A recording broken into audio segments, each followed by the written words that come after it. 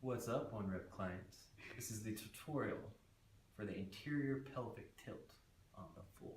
Alright, so kidding aside, we're going to be lying flat on the floor. This is going to be very challenging for many folks and is extremely important for your low back health. So I'm going to be flat on the floor. Right now I'm going to kind of get my shoulder blades back, right? So I'm in good posture as if I was standing up. So on the side, flat on. Now what I'm going to be doing is, you might actually need to have a friend help you out in the beginning.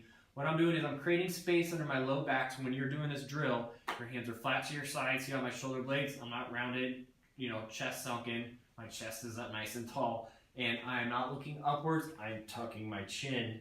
And pay attention, you want your double chin out, right? It's the double chin test, just like the movement assessment. Now, this is the difficult part. You're gonna have a friend or a significant other or whoever, or you just place, like a sponge or something underneath your low back. So right now, I am creating tilt and space with my pelvis right here, okay? So I could run my hand all the way through. What I'm going to try to do without looking up and losing that tucked chin is I'm going to try to press my low back against my hand.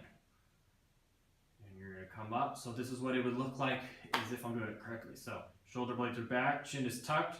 I am pressing my low back without trying to use my legs to press my low back against the ground. Right now I have contact and it is very difficult for me not to raise my head up.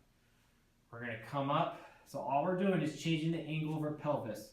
So a lot of people have that anterior pelvic tilt. Right now we're trying to get a posterior tilt. We're trying to tuck the tailbone. You're going to want to look up, right? Keep the chin tucked. And this is the tempo, right? So we're anterior pelvic tilt, which most people are not going to have a problem creating that space. Now we're going to posterior tilt the pelvis. So now I'm going to crush that. So I like using a sponge if you're by yourself. And keep your chin tucked, shoulder blades nice and tall, and you're trying to hold that position. Now see how as I fatigue a little bit, you might see my legs start to fire, right? My quads and my glutes might start to fire. Keep your chin tucked, right? Do the double chin, shoulder blades back. And that is the 4 anterior pelvic tilts.